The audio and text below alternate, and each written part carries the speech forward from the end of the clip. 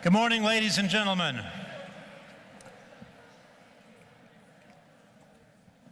Good morning, and on behalf of Hope College and the entire Hope College community, I want to welcome you to the Festival Luncheon and to the DeVos Fieldhouse. I'm John Knapp, president of the college.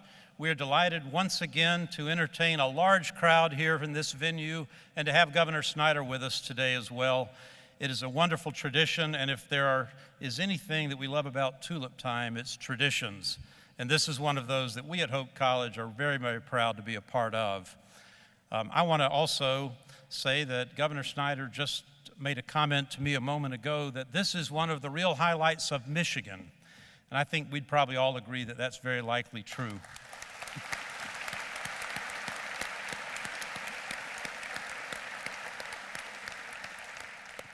So it's my pleasure now to introduce Gwen Awerda, the Executive Director of Tulip Time, who will be officiating for our luncheon. Gwen? Thank you. I'm a little shorter. All right. Thank you so much, Dr. Knapp. I'd like to introduce the head table to you today. Governor Rick Snyder, again, we're pleased to have you here.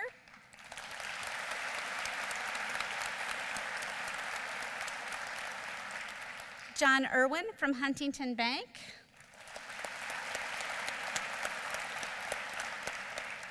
Mayor Nancy DeBoer.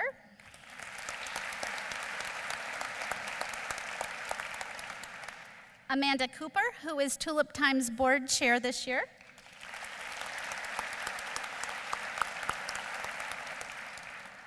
And Dr. Knapp from Hope College. So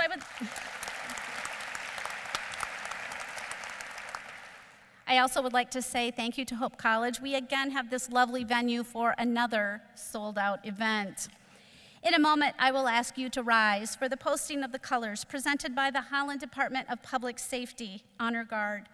This will be followed by the Pledge of Allegiance led by our Latin Americans United for Progress, Youth Ambassadors Eric Solis, Cariana Alvarado, and Juneteenth Queen, Michaela Coleman, and Court Tiari Lipscomb. Trent Broussard from the Holland Chorale will then sing the national anthem, followed by the Dutch national anthem. Please rise. Which side are they coming from? Left.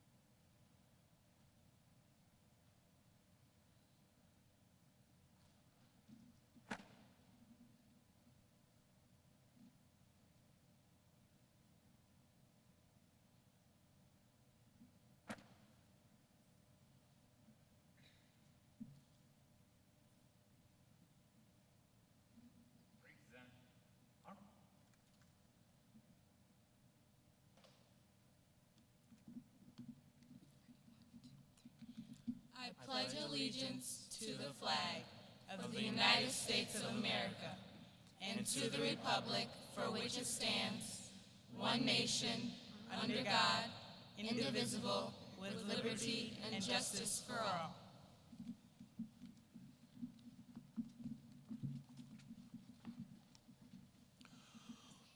Oh, say, can you see by the dawn's early light what so proudly we hailed at the twilight's last gleaming, whose broad stripes and bright stars through the perilous fight o'er the ramparts we watched were so gallantly streaming, and the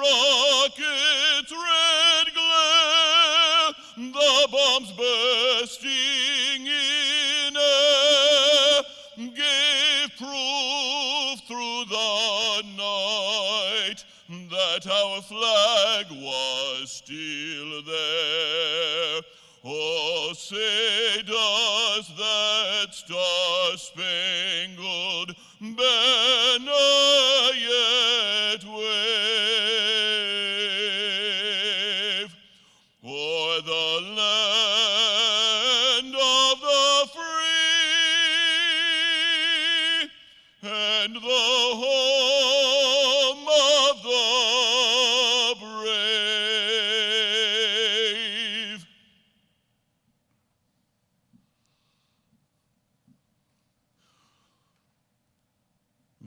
Wilhelmus von Nassau, Bennig von Dautzkenblut, den Vaderland getraue bleef ik tot in den dood.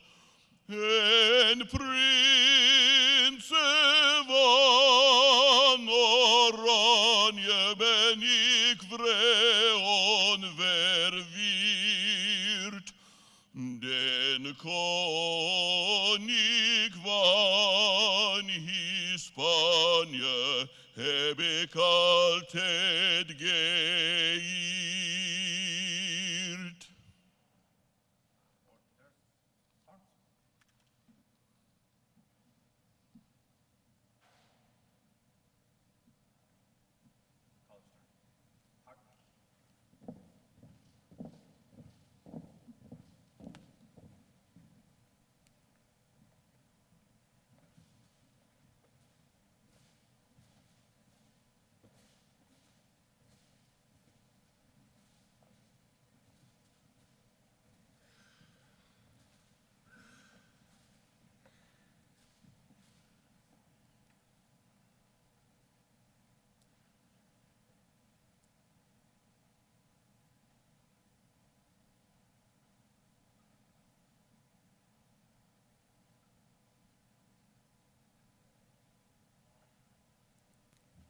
Please be seated.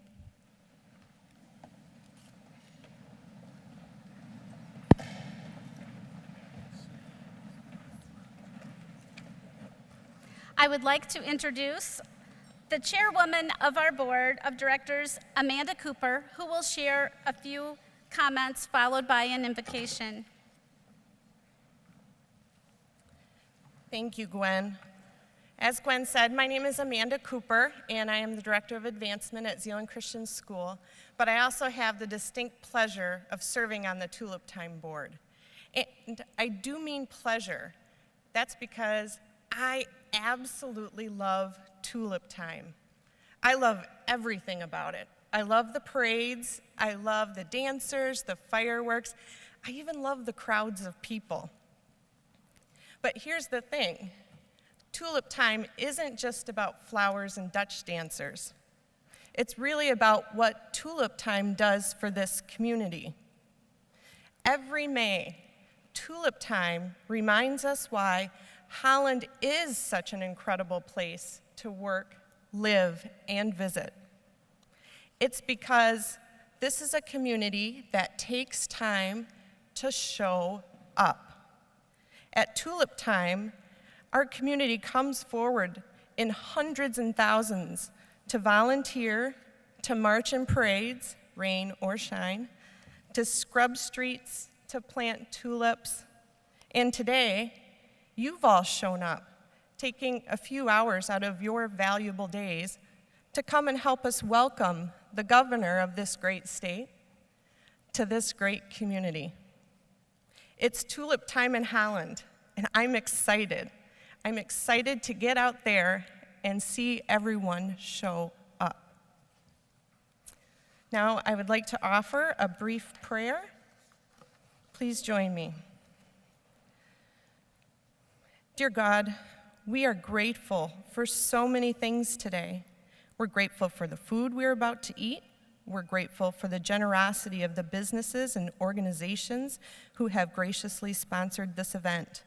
And we are grateful for each person in this room who chose to show up for our community. Please bless us as we move through this week, Let our actions and decisions have a positive impact on our community and our visitors. In your name, amen. Please enjoy your lunch. The program will begin shortly. Thank you, Gwen. It's an honor to be here today and to welcome Governor Snyder and to help kick off this tourist season in Michigan. Awesome. It is great to congratulate Tulip Time for being named the best flower festival in the United States in the recent USA Today contest. This is such an honor for your organization in Holland.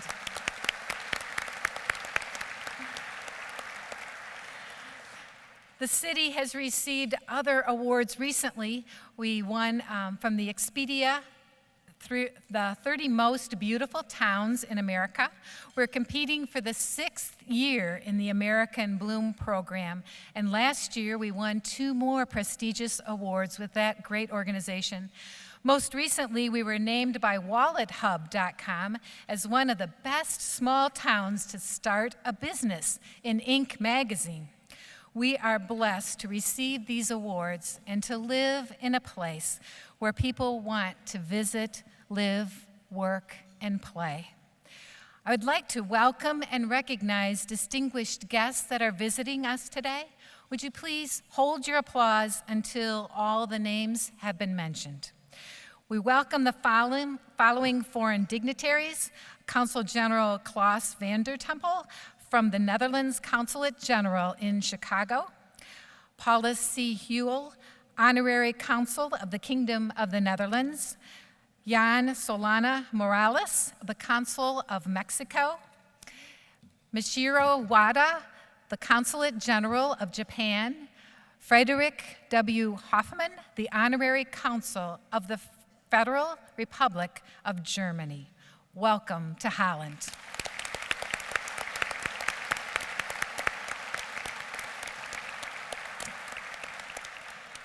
From our state legislature, we welcome Governor Snyder, Lieutenant Governor Brian Calley, representing Secretary of State Ruth Johnson, Barb Vanderveen, Senate Majority Leader Arlen Meekoff, Attorney General Bill Schuette.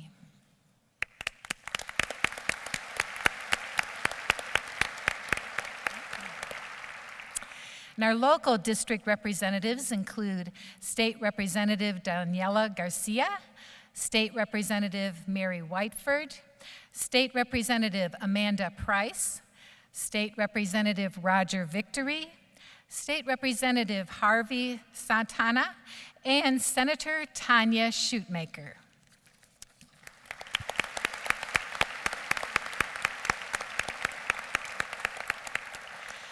We also welcome visiting representatives from other districts. Joining us today from our local government, we have representatives from the City of Holland's City Council, Park Township, Holland Charter Township, and the City of Zeeland. Will everyone please stand to be recognized?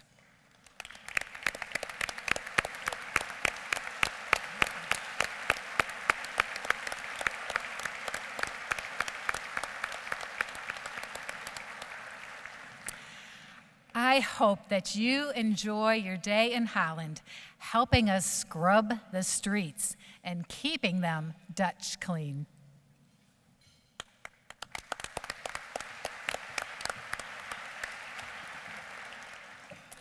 Thank you, Nancy. It's an honor to be here today, and I just am so thrilled to be able to just share this time with you.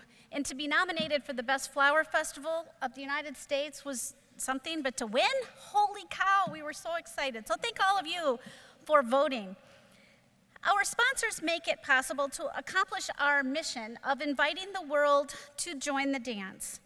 Today's luncheon is presented by Huntington Bank, with supporting sponsors Agritech, Barton Mallow, Blue Cross Blue Shield of Michigan, Corporate Sound, the Holland Visitors Bureau, and Steenstra's Cookies. Thanks to Eastern Floral for the flower arrangements at your tables. If the representatives from these organizations would stand, we can thank them.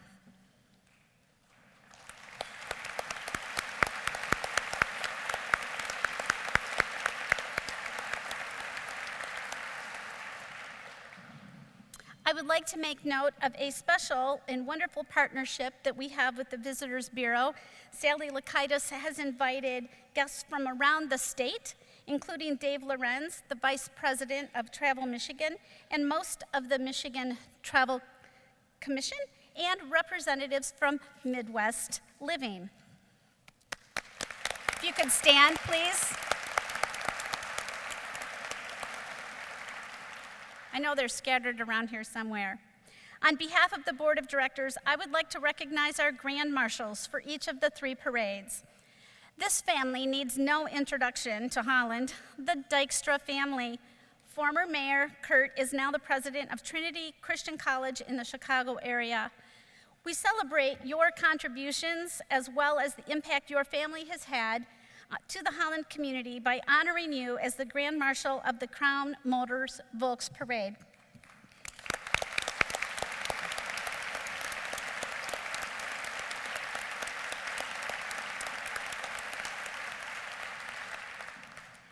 Metal Flow Kinder Parade Grand Marshals are a wonderful group of students that I got to know very well last summer. We participated with the Ottawa Area Intermediate School District Future Prepped program. Say that 3 times fast, doesn't work.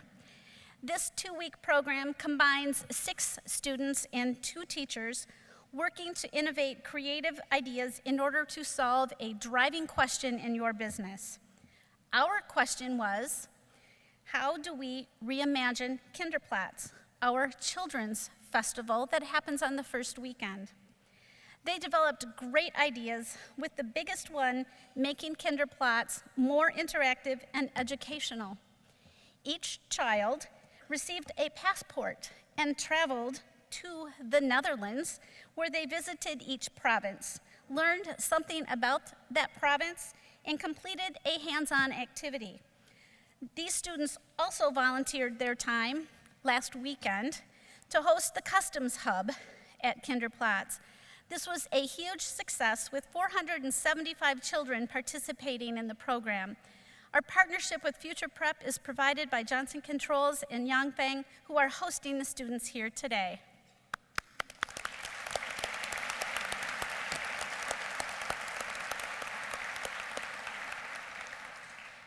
Saturday's GMB Music Parade Grand Marshal is Hope College, as they celebrate 150 years in the community. Not only is this my alma mater and how I ended up in Holland, but many of you have either graduated from Hope, watched a sporting event, or walked through its beautiful campus. So congratulations to all of you, and thank you for participating in our parades. Go ahead.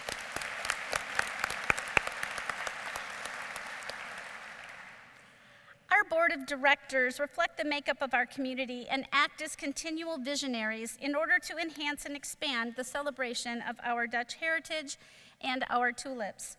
Their dedication to the community can be seen through the thoughtful innovation and strategic planning they foster for our staff. Join me in thanking them for their service. If you would please stand.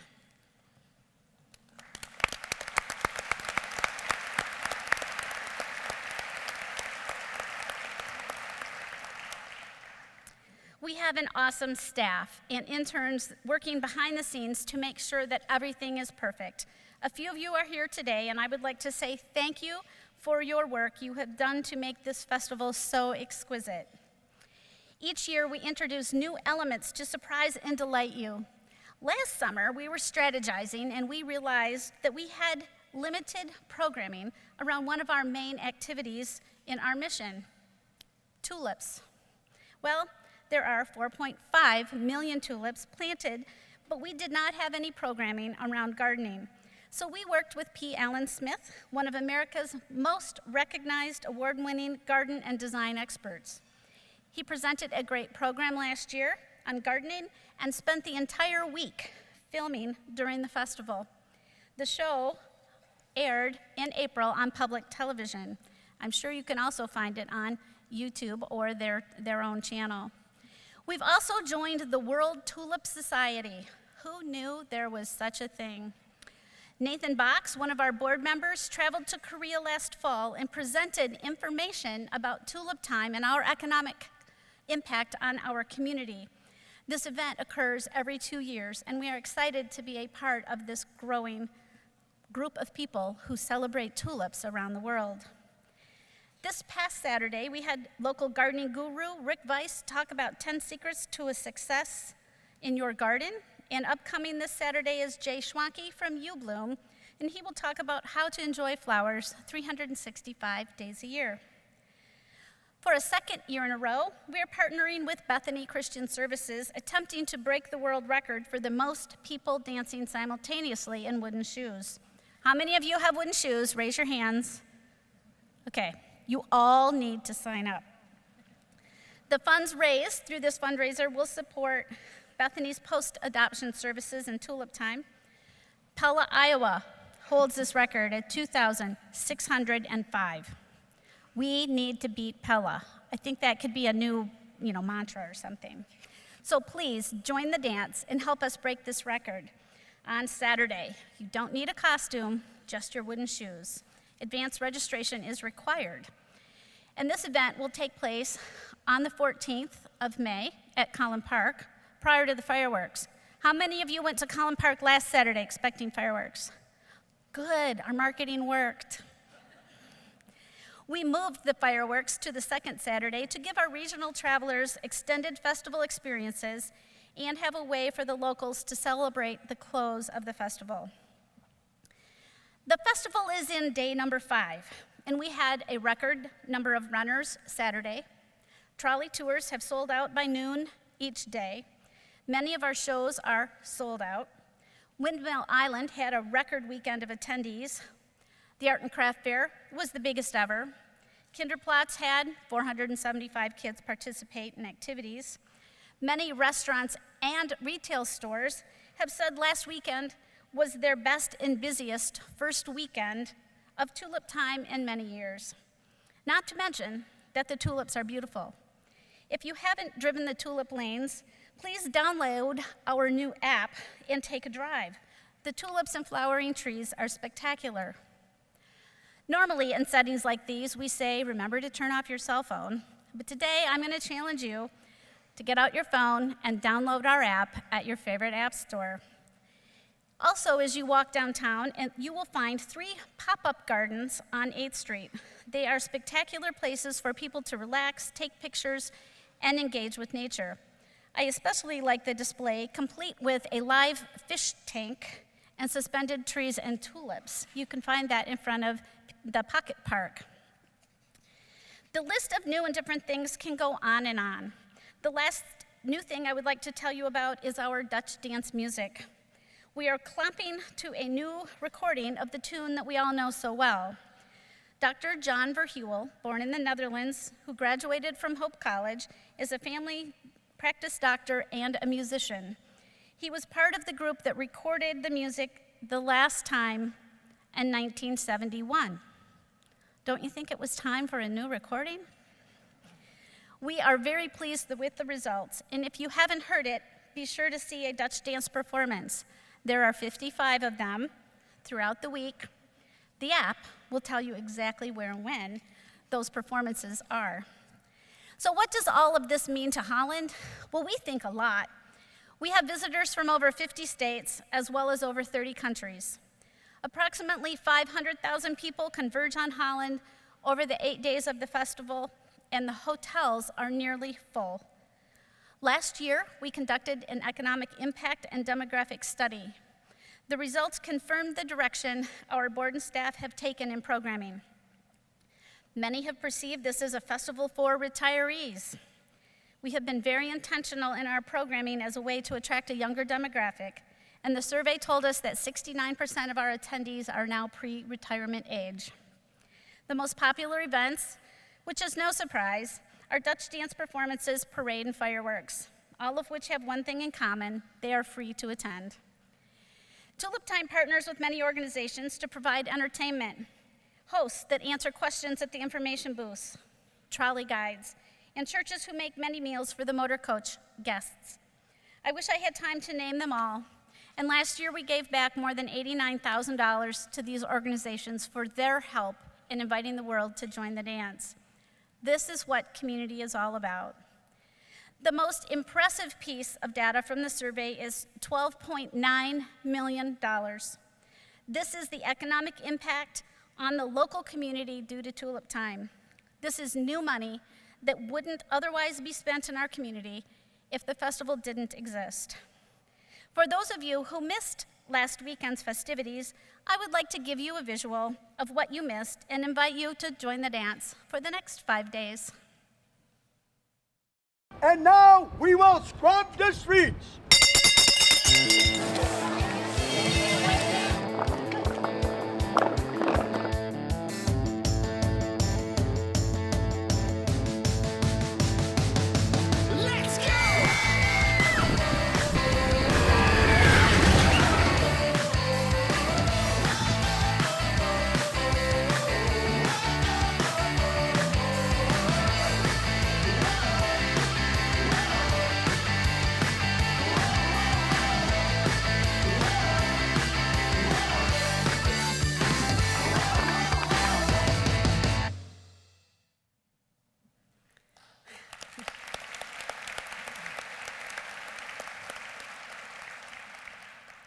Well, to tell you the truth, I was pretty nervous about having this role this year because I needed to have something to compete with Kurt Dykstra's funny videos from the previous years.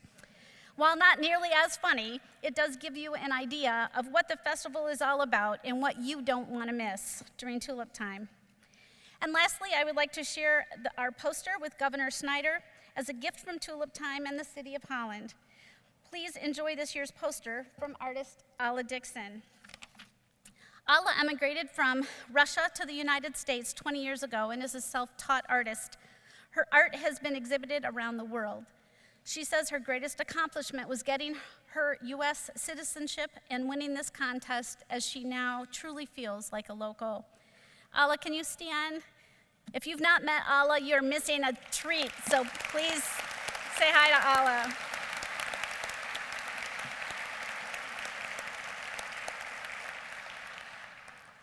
Huntington Bank, our sponsor of today's event, also provides a framed poster to one lucky person in the audience today. You ready? Drum roll. Frida Velzen from Holland BPW.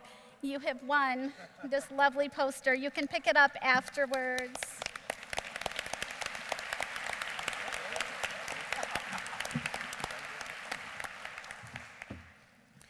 Now I would like to introduce John Irwin, president of Huntington Bank. John should not be a stranger if you watch any television. John is a celebrity in his own right and has starred in many commercials.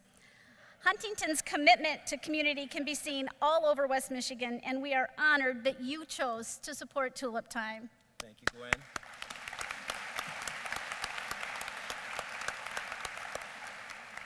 Thank you very much. President Knapp, I've got to tell you, even though I'm a DePauw graduate, I'm wearing the Hope colors today. But I stopped in for a cup of coffee today at your local coffee shop, and this elderly woman came up to me and said, "I love a gentleman in a bow tie, especially when it's got Hope colors." I think I'm going to wear it again. It's hard to believe that it's been almost 90 years since the people of this great community experienced the civic beauty of Tulip Day. But through the years, Tulip Time has grown to the point that it encompassed so much more, most notably civic engagement and leadership, people working together to improve the lives of those in this community. By supporting the nonprofits, sustaining hundreds of jobs, promoting the arts and culture, especially among the youth. I loved hearing that, what we're doing with the youth again. Tulip Time is a model for Governor Snyder's relentless positive action, and I also think there's nearly 7,000 volunteers that participate in this event. As you saw earlier, Tulip Time brought in $12.9 million of economic impact, and I think an estimated $15 million for the state overall. That's real money, no matter where you come from. These figures, though, really underscored the strategic thinking of the leadership here of the Tulip Time to make this an even bigger and better Pure Michigan event. Huntington, as you know, is also dedicated to the community in addition to our 300 colleagues that we have working here. We provided with the Pure Michigan Business Connect program. We made a commitment of $2 billion of lending to small businesses and commercial businesses several years ago, and we're continuing to look for ways to expand our presence in our communities. And we found something. Last year in 2015, we collaborated with the Michigan Economic Development Corporation to come up with the Pure Michigan Microlending Initiative, which the governor knows very well. That's a $5 million, 5-year commitment that we're making that brings capital to small businesses that aren't yet capable of getting it from any of the traditional banks, including Huntington. It's a way to get capital back in the neighborhoods. I call it my mini neighborhood vitalization program because that's where a lot of these small businesses are. And if you don't know, 2/3 of all new jobs that are created in our country are created by small business. So it's very, very important. Governor Holland and Huntington know that you're also committed to improving our communities, and reinventing the ways you educate, attract, and retain our workforce to make us an even more competitive state, nationally and internationally. You've been relentless in your support for Tulip Time with your presence each year, and we don't know if we can credit this to you, but we can since you're here. But the numbers from last year reflect Tulip Time's leadership's efforts to broaden the demographic base of who comes to this festival. 69% of the visitors were pre-retirement last year. 27% of the visitors were under the age of 35. And 66% of the folks who came last year said, I'm going to come back. I think there's amazing momentum for this event. Ladies and gentlemen, our governor and friend, Rick Snyder.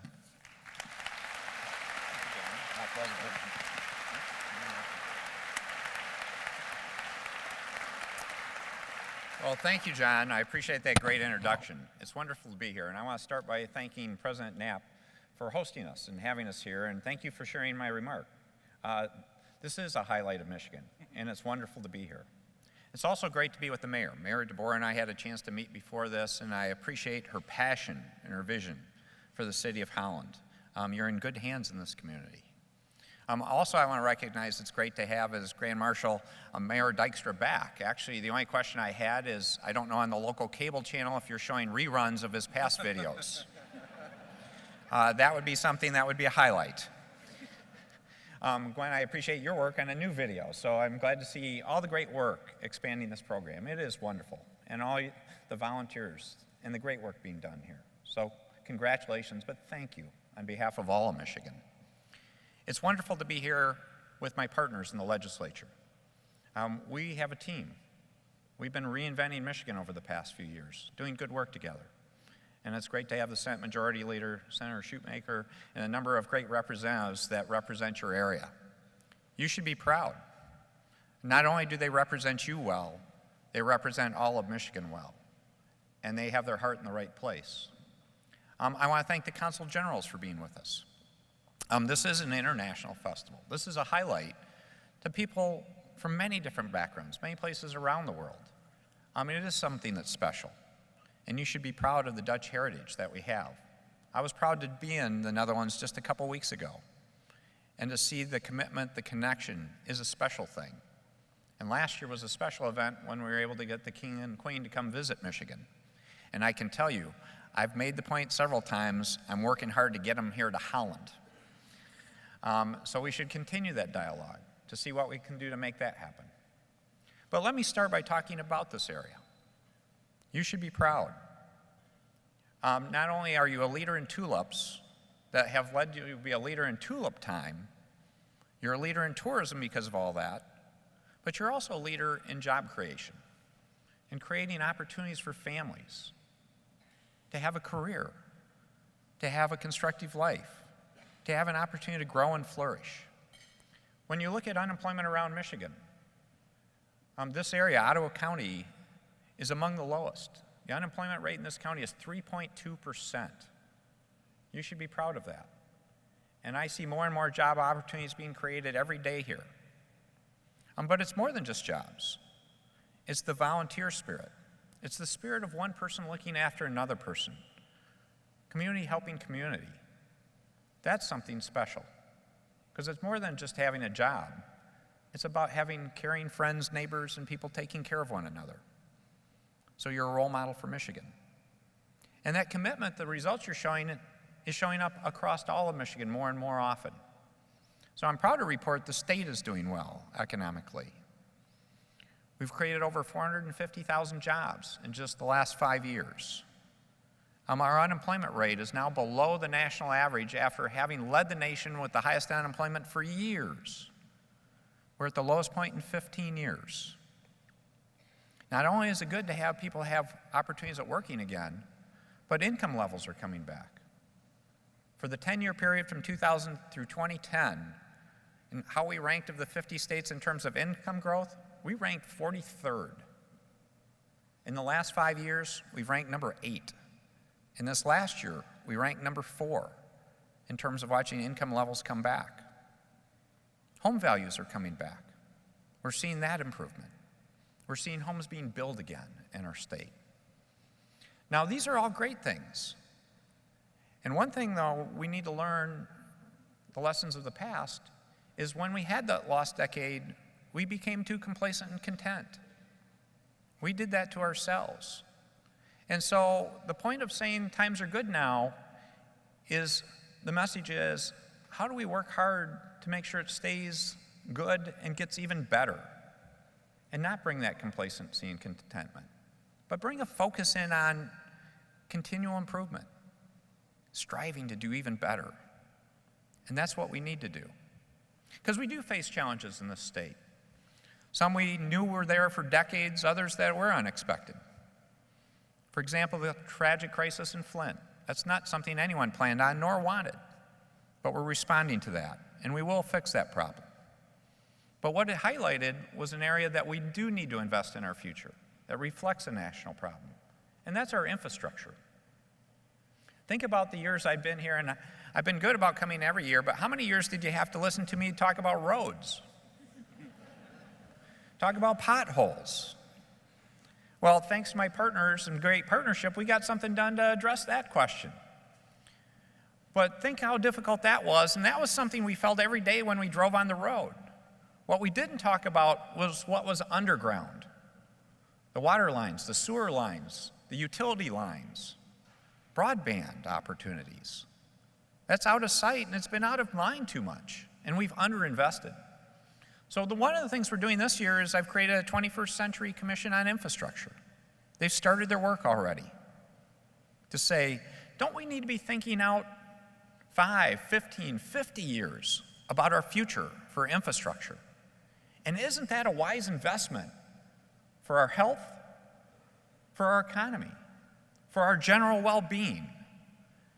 So we're doing that in partnership to say, let's address that issue now. And it's not just about talk. In this year's budget request, I asked for $165 million, what would have been our rainy day fund deposit, to go into a special fund for state infrastructure. We're going to need to invest far more than that. But that can be a catalyst. That can be a real commitment to say we can do something special that can lead the nation in terms of addressing infrastructure. Now, infrastructure enough is not sufficient. We need to do more than that. So a second commission is getting kicked off. It's about the 21st century education. We need to build a better system. I'm proud of what we've done over the last few years. We've actually done some outstanding things. Areas in particular. Many of you may not realize it, but we've been a leader in the entire nation for investing in preschool. We've made a commitment over $130 million a year more to help young kids get an opportunity at preschool they didn't have before. We're doing some great things with pre-3 reading. And you may hear about this one. A lot of people call it third grade reading. I don't like that. Why don't I like it? You can't wait until third grade to start to read. You got to start in preschool. And you need to show results by third grade. We can be a leader in that. And we're grabbing that mantle and running with it. A huge opportunity for us is career tech education, the skilled trades. We can solve a problem we messed up in this country about 20 or 30 years ago. 20 or 30 years ago, we were smart enough to figure out just getting a high school diploma wasn't going to be good enough on its own. So we said we needed to do more. But then we made a dumb decision. We said everyone should go get a university degree. I am never going to discourage anyone from striving to do that. I'm proud of mine. But we needed to recognize that there's an equally honorable, equally important track for career tech education and those skilled trades. And then to recognize there are very few unskilled jobs left. If you're in agriculture today, if you're a farmer, you're a skilled tradesperson. If you're in manufacturing today, you're a skilled tradesperson if you're working in one of those facilities. So in addition, welder, plumber, electrician, we need to broaden that understanding, and we need to encourage young people and their parents to understand what great career opportunities these are. I can tell you, if I ask the companies out there today, would you be hiring in these categories, I could get almost all their hands to go up to say, you've got more than one job you're waiting to fill right now. Let's fill them. It's a huge opportunity. And then we need to continue on. Let me ask you a question. This is one of my fun questions I started asking people recently. Think about back to your days when you were in high school and college, and you were thinking about what you're going to do, what career you're going to pick. Now, the natural ones we all know about: policeman, fireman, teacher, nurse, doctor, lawyer, all those kind of things. Those are the ones you know about: plumber, welder, electrician. But think about when you were in school, high school or college, remember all that great counseling you got to help you make that decision. Do you remember how great that counseling was? I haven't had a place yet, a group of people that could keep a straight face when I ask that question. Isn't it something we should do? Isn't that common sense? It worked back then because you could get that high school diploma and just go on, or just get that bachelor's degree and go on. It worked. It doesn't work well today. And we should never, ever tell anyone what they should do. That would be absolutely wrong. But can't we provide good information? Can't we provide information to say, these are where our job opportunities are? Can't we provide information to say, if you go in this field, this is what the work environment will be like, how much money you might make, how long it's going to take you in an education, what that might cost? These are all basic information things that would have been a big help to many of us. Don't we want to see our kids have that? These are the kind of things we should be talking about and working on, and making the educational system as seamless as possible. We have awesome institutions, but we should have an institution that's customer friendly for those kids. It should be the 4 Any's: anytime, any place, any way, any pace. And just get the job done, to get that education, to set you up for a bright future. So that's that second commission. The third commission is to bring the work of those two together and to think about our economic future. It's about building a 21st century economy. And I'll give you the classic illustration why this is so important. Right now, we have 3 industries on a roll in Michigan, doing well. Tourism, awesome. You guys are setting records. You're helping lead the charge. If I went to the Tourism Commission people, they'll tell you, we're looking at a great year here in Michigan. Agriculture has continued to do well. It's a little rougher this year in Michigan, but compared to the rest of the national market, we're doing well because we have so many great specialty crops, so many great things we do, and value-added processing. But let me go to automotive and manufacturing. Automotive is on a roll in this state. We're setting records for sales in North America for product. We're adding lots of jobs. Michigan, in fact, has led the nation over the last few years in adding manufacturing jobs and number of jobs and percentage of jobs over every other state in the nation, and we should be proud of that. So we're part of that huge comeback. But what I can tell you is, in the old days when we were on top with the auto industry, we would just say, how do we hit the cruise control button and just keep on sliding in the future doing the same old thing? That would be one of the dumbest things we could do. That's what we did in that lost decade. Again, we were at the top and we just rode her into the ground. So when you're at the top, we should be looking to say what's next. Not what's tomorrow, but what's, again, 5 years, 15 and 50 years out. And what we see in automotive, somewhere in the next 5, 10, 15 years, it's not going to be the auto industry anymore. It's going to be the mobility industry. And what do I mean by that? Because a lot of people go, Governor, what are you talking about? If you think about those of you in my age profile, you don't have to fess up. I can spot you if you got this color hair. is we would own vehicles. We own vehicles that take us from point A to point B, and we view everything through the lens of our vehicles.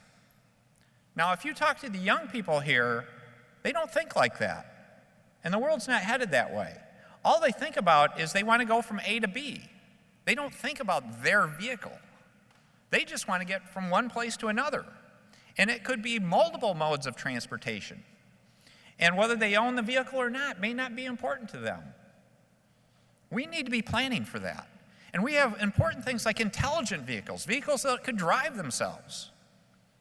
So we're helping lead that trend right here in Michigan now. Many of you probably perceive Silicon Valley as the leader in intelligent vehicles, whether they're autonomous or just connected. If you do, you're wrong. More likely than not, it's because we don't market it very well, but we are the world's leader in that field. And we are going to own that leadership. We are embracing that leadership.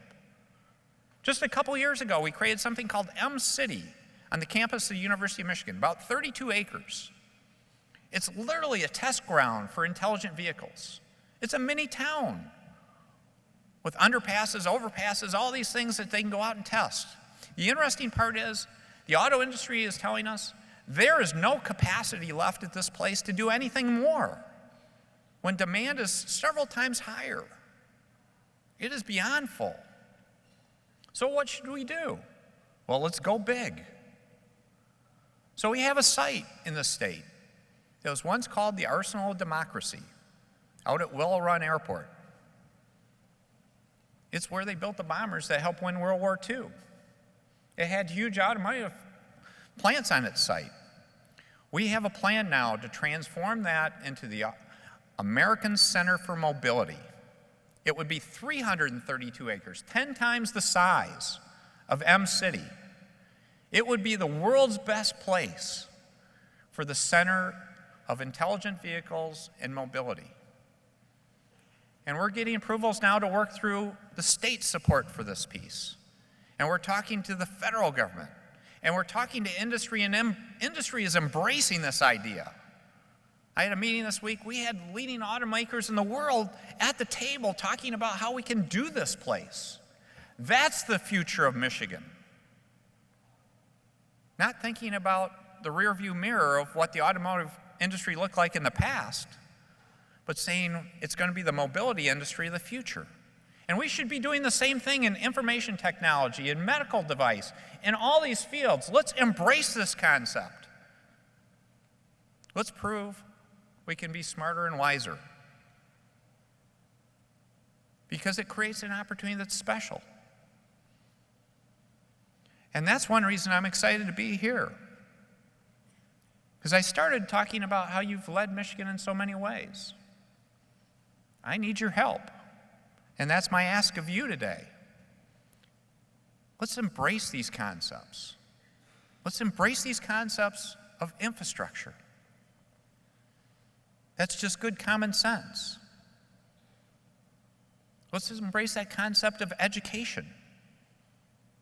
We're talking about our kids and their kids. Let's embrace this concept of the future of an economy. Michigan has led this world in being the leader in innovation. We did that for many decades until we took it for granted. Now's the time to pick that mantle back up again. We've started it already, but we have more work to do. We're at the ground floor of this. And one of the ground floor places to start to bring Michigan all together is right here in Holland, in Ottawa County. So I'm asking you to sign up. And I'm going to ask other places around the state that have this track record of success to be the early signers on this. And let's grow this momentum. And let's grow it in the context of understanding Michigan is at its best, at its strongest, when we work together. When we set aside blame, when we set aside fighting, when we show the rest of the country they may be caught up in this at the national level, but we're not going to get caught in that trap here in Michigan. We're going to show it's about neighbor helping neighbor, person helping person. and building something stronger and better that can help lead not only Michigan, but our entire country. So that's why I'm excited to be with you. That's why I'm excited to be your governor. I'm proud to say I've got a couple more years' work. But this is something that's going to take more than 2 years. So this isn't about a person. This isn't about a law. This isn't about a regulation. This is about a feeling, a passion, an emotion that can go on for years. And that's why I'll come back to you to say what we're talking about today, what I hope you go out of here and start discussing, is not the Michigan of just tomorrow, but that Michigan of 5 years from now, of 15 years from now, and 50 years from now. We're creating the platform for better, smarter people to follow behind us, to build on something without having to look in the rearview mirror, because we've cleaned up the messes of the past, and we've set a foundation for the future. So be proud with this festival. You've set that tone. You continually make it better. You're showing you're leading the world. Let's show them in these other areas too. Have a great festival. Thank you so much.